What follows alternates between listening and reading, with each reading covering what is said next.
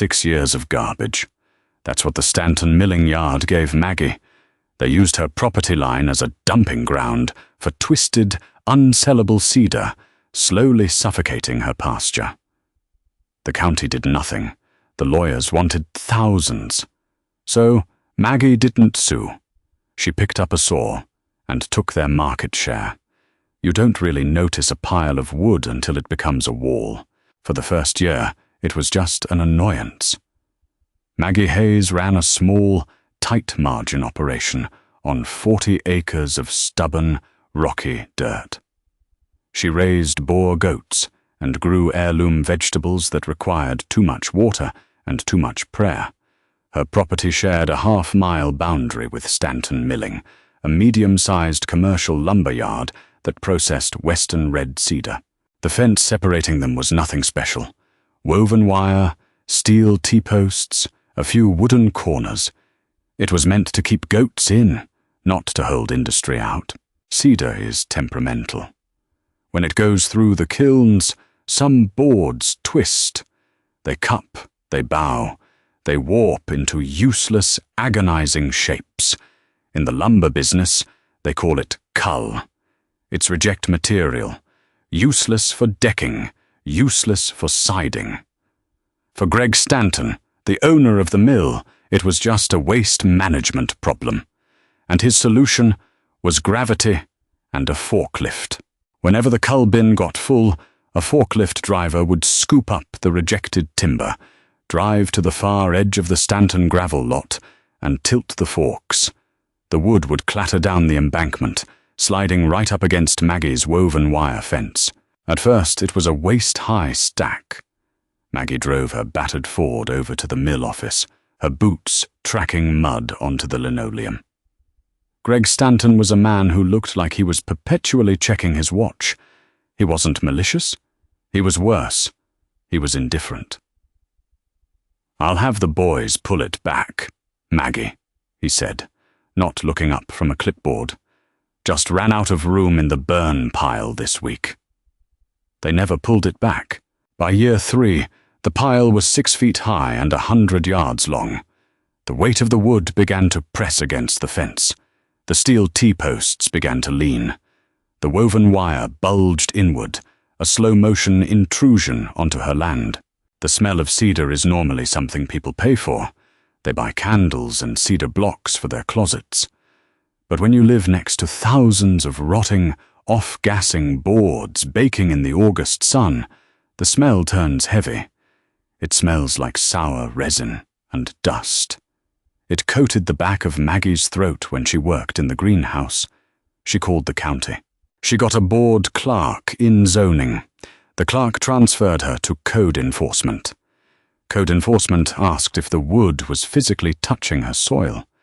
Maggie said it was pressing against her fence.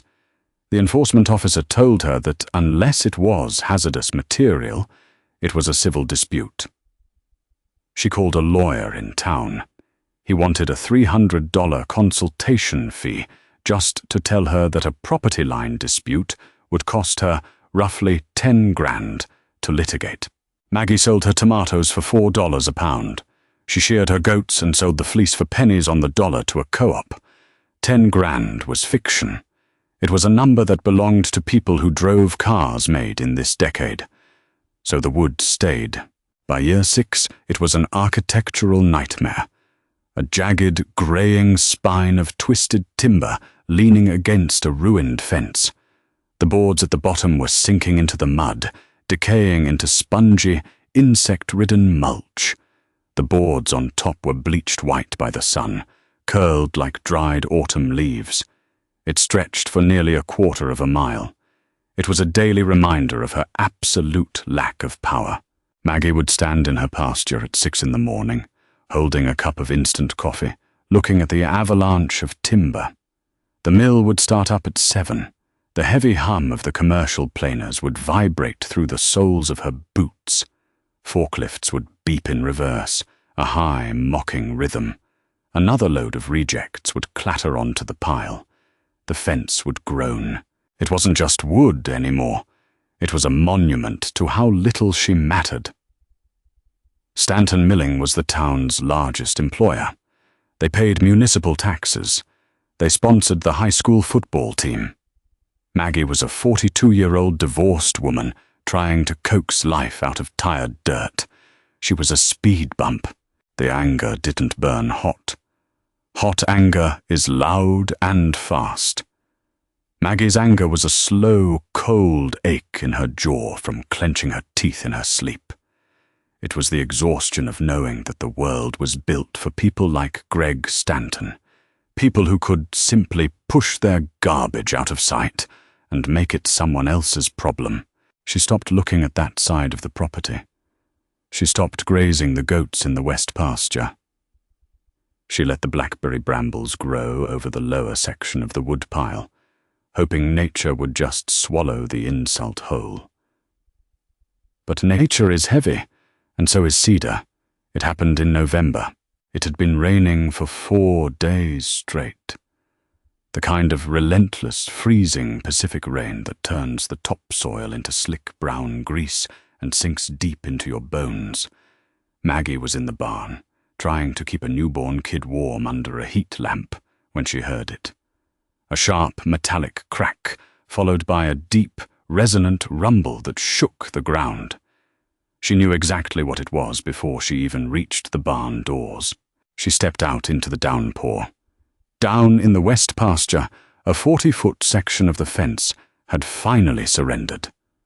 The rusted wire snapped, the steel posts sheared at the base, and 6 years of accumulated waterlogged cedar poured onto her land.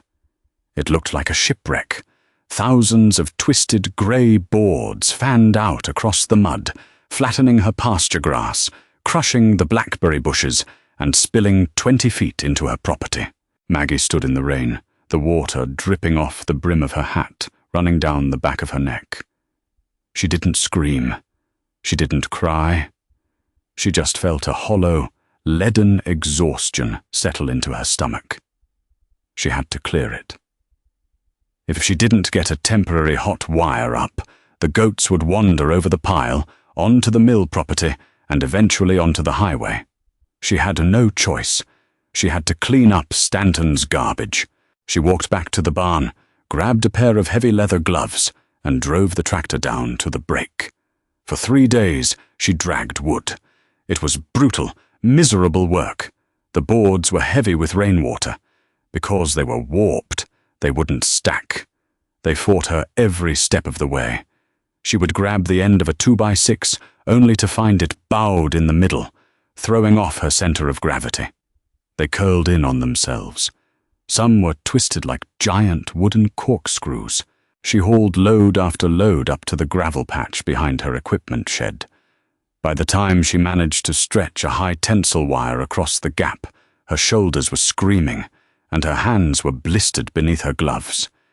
She stared at the pile of salvaged wood now sitting by her shed. It was ugly. It was defective. A few days later, the rain broke. The sun came out, weak and pale, drying the top layer of the wood. Maggie needed a new potting bench. Her old one, made of cheap pine, had rotted through the legs. She didn't have the cash to buy good lumber. She looked at the pile of twisted cedar. Fine, she thought. I'll use the garbage. She pulled out a chop saw, a drill, and a box of exterior screws. She dragged a few of the dry boards into the center of the shed. Immediately, the wood fought back. She tried to frame a simple rectangle for the bench top, but the boards were bowed. When she tried to screw a warped piece flat against a straight piece, the tension was immense. The wood cracked, the screws stripped. She spent 2 hours trying to force the defective cedar to behave like straight lumber, swearing under her breath, tossing ruined cuts onto the dirt floor. She sat on an overturned bucket, wiping sweat from her forehead, glaring at a board that curved like a longbow. You can't force it, she realized. It's already broken. Stop treating it like it's whole. She picked up the bowed board. Instead of trying to flatten it, she held it upright. The curve was actually smooth. It had a strange, organic tension to it. She went back to the pile and dug around. She found another board with an almost identical bow. She brought them both back. Instead of building a rigid, rectangular box, she used the two bowed boards as the front and back aprons of the bench. She let them curve outward. She dug through the pile for pieces that naturally fit the gaps, letting the irregular shapes dictate the structure. She stopped measuring with a tape and started measuring with her eyes. She used heavy carriage bolts instead of standard screws, clamping the twisted pieces together where they naturally intersected. It took her 14 hours. When she was done, she stepped back to look at it. It wasn't a standard potting bench. It looked like it had grown out of the ground. The legs splayed slightly outward, following the natural twist of the grain. The front bowed in a gentle, convex curve. Because the cedar was weathered, it had a beautiful, silvery patina, contrasting with the fresh, red sawdust where she had made her cuts. It was heavy. It was incredibly sturdy, bound together by the opposing tensions of the warped wood, and it was striking. Her neighbor, David, pulled into her driveway the next morning to drop off some empty egg cartons. David was a retired architect who spent his days restoring old motorcycles. He walked up to the shed and stopped, staring at the bench sitting in the morning sun. "Where did you get that?" David asked, pointing a grease-stained finger at it. "I built it," Maggie said, defensive. "From the coal pile out back." David walked over, running his hand along the bowed front apron. He checked the joints, noticing the heavy carriage bolts. He stepped back and crossed his arms. "Maggie, this is incredible." "It's crooked," she said flatly. "It's not crooked, it's organic," David corrected. "The tension in these curves, it looks like architectural salvage. It looks like a high-end wabi-sabi piece. People in Portland pay $3,000 for tables that look exactly like this in boutique galleries. They call it live tension or some other buzzword." Maggie stared at him. She looked at the bench. Then she turned her head and looked out toward the west pasture. She looked at the quarter-mile-long, 6-foot-high wall of warped, twisted, free cedar that Greg Stanton had been dumping on her property line for 6 years. Suddenly, it didn't look like a monument to her lack of power. It looked like inventory. Maggie didn't experience an overnight revelation. There was no montage of her cheerfully sanding wood to an upbeat soundtrack. There was just January, the bitter cold, and the realization that she had a quarter-mile of free raw material sitting in the mud. She started small, mostly because she couldn't afford to fail big. She dragged 10 more boards up to the shed. She learned quickly that you couldn't put warped cedar through a standard table saw. The tension in the wood would bind the blade and kick the lumber back at your ribs with enough force to crack bone. She had to use a band saw, letting the blade follow the natural wave of the grain. She stopped fighting the defects. When a board had a massive, ugly knot that had blown out in the kiln, she didn't cut it off. She sanded the jagged edges smooth and let the void exist. When a piece was deeply cupped, she used it as the backrest of a bench, letting it cup around the human spine. Her hands paid the price. Her knuckles were perpetually split, packed with sawdust and superglue. The vibration of the random orbital sander left her forearms numb for hours after she turned it off. But every night, she had a new piece. A coffee table that looked like 2 twisted tree trunks wrestling. A console table with a severe, sweeping arch. A heavy, brutalist dining chair. David came back 2 weeks later with a camera. He didn't ask. He just started hauling her pieces out into the grey winter daylight, photographing them against the rusted corrugated metal of her barn. He sent the photos to a gallery owner he knew in Seattle. 4 days later, Maggie's phone rang. It was an interior designer. She bought the potting bench, which she called a statement console, for $1,800. Maggie stared at the check when it arrived in the mail. It was more than she made from the goat herd in 3 months. She cashed it, went straight to the hardware store, and bought a heavy-duty planer, a commercial dust collector, and 100-pack of sanding discs. By spring, the mud had dried, and Maggie had established a grim, efficient routine. From 5 a.m. to noon, she was a farmer. From noon to midnight, she was a manufacturer. She named the LLC Fence Line, keeping it quiet, keeping it small. But the internet doesn't let striking things stay quiet for long. The aesthetic of the decade was sterile. Wealthy people lived in homes that looked like surgical theaters. White walls, glass, brushed steel. They were desperate for texture. They were desperate for something that looked like it had suffered a little, as long as the suffering was sanded smooth and coated in a matte polyurethane. Maggie gave it to them. She sold them the exact agonizing twists of the cedar that had driven the mill workers to throw it away. She hired a local high school kid named Toby to help her harvest the wood. They didn't just pull boards randomly.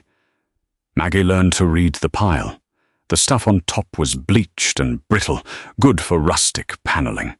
The stuff buried deep in the middle was protected from the sun but exposed to the moisture of the ground.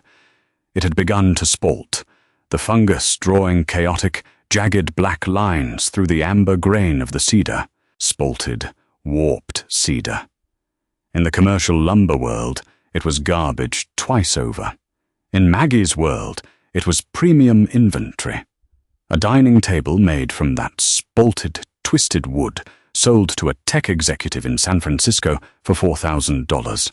The pile began to shrink. For 6 years, the pile had advanced on her land, a slow-moving glacier of industry waste. Now she was mining it. Every time a forklift from Stanton Milling dumped a new load of rejects over the embankment, Maggie and Toby were there the next morning, pulling the best pieces across the broken fence line. Stanton was inadvertently supplying her with free material, delivered directly to her property line. She didn't have to pay for logging. She didn't have to pay for milling. She didn't have to pay for the kilns. The mill absorbed all the overhead. Maggie just harvested the refuse. The cold, hollow ache in her jaw faded. It was replaced by a sharp, thrilling sense of irony. Every time she heard the heavy hum of Stanton's commercial planers across the field, she didn't feel small anymore. She just heard the sound of her supplier prepping her next shipment. By year 2 of fence line furniture, Maggie wasn't scraping by anymore. The signs of survival gave way to the quiet markers of stability. At the grocery store, she stopped doing mental math in the produce aisle. She stopped buying the cheapest, thinnest work gloves that blew out at the fingertips after a week. She hired Toby, the high school kid, at $18 an hour, straight out of graduation. She had paid off the tractor. She poured a 4-inch concrete slab in the equipment shed, insulated the walls with heavy fiberglass, and installed a wood stove. The space no longer smelled like damp earth and goat feed. It smelled like the warm, chemical tang of catalyzed lacquer and hot sawdust. She wasn't wealthy by city standards, but in her county, having a business account with a 5-figure buffer meant you could sleep through the night without grinding your teeth. Stanton Milling, however, was bleeding. The macroeconomics of the country had finally trickled down to the county line. The housing market had cooled. New construction starts were down 30%. Framing lumber prices plummeted, and the demand for premium, clear-grade commercial cedar flatlined. Greg Stanton had to lay off the entire swing shift. The massive kiln doors, usually cycling 24 hours a day, stayed shut for days at a time. The frantic, high-pitched rhythm of the mill slowed to a sluggish, hesitant crawl. Greg spent his days staring at spreadsheets in his laminate-floored office, trying to figure out how to pay commercial property taxes on a facility operating at 40% capacity. He was looking for pennies anywhere he could find them, It was a Tuesday afternoon in late October when the unnerving silence of the yard finally drove him out of his office. He took his F-250 down the gravel perimeter road, ostensibly checking the fence line for washouts, but mostly just trying to escape the smell of stale coffee and impending layoffs.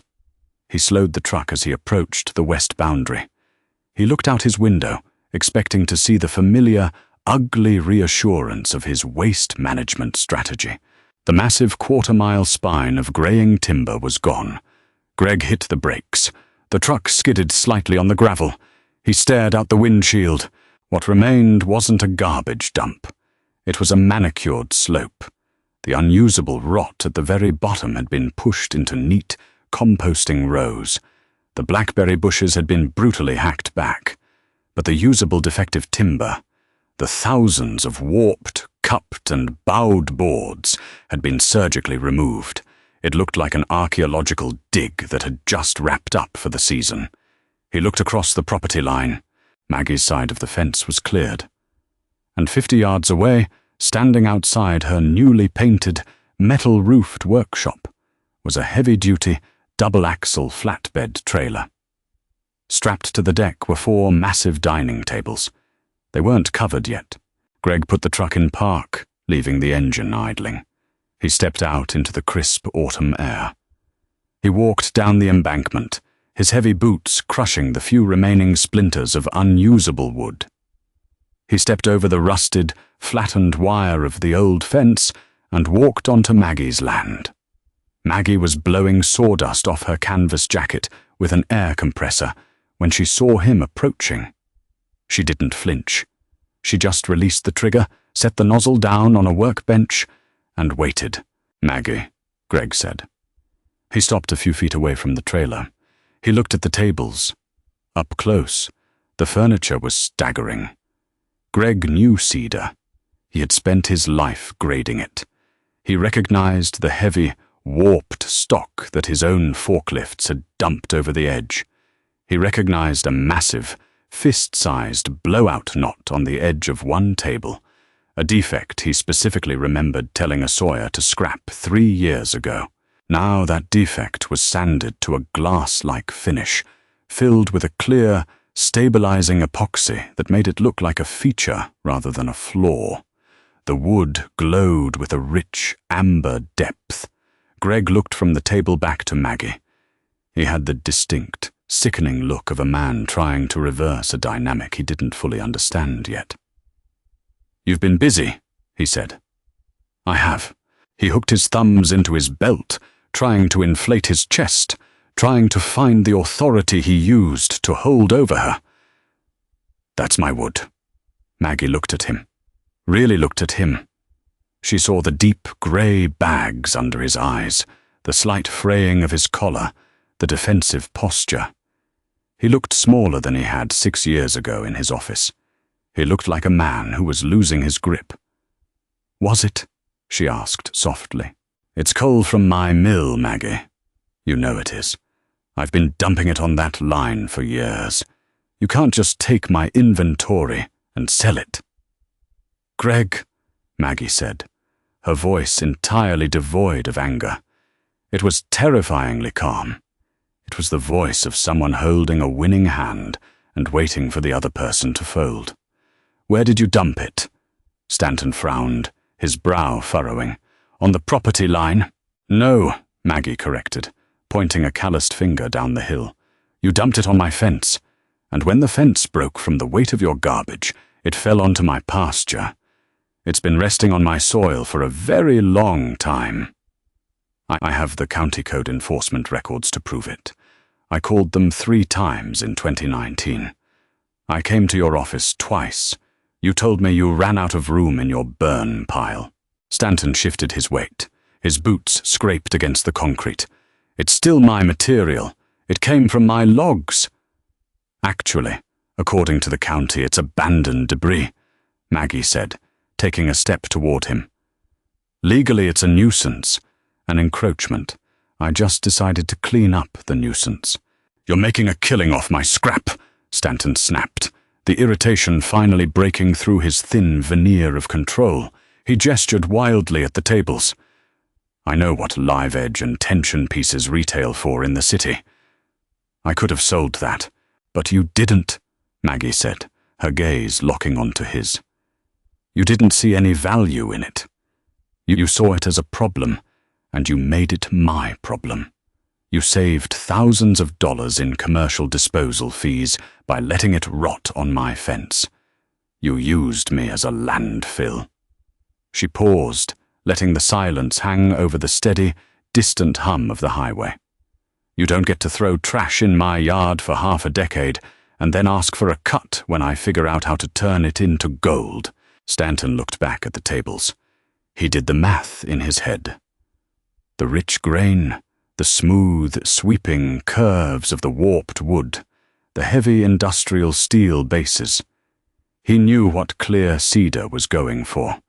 He had a sudden, sharp realization of what those tables were likely retailing for in Seattle or Portland. 5,000, maybe 6. She was pulling more profit margin out of his garbage than his mill was making on a bunk of premium, kiln-dried architectural siding.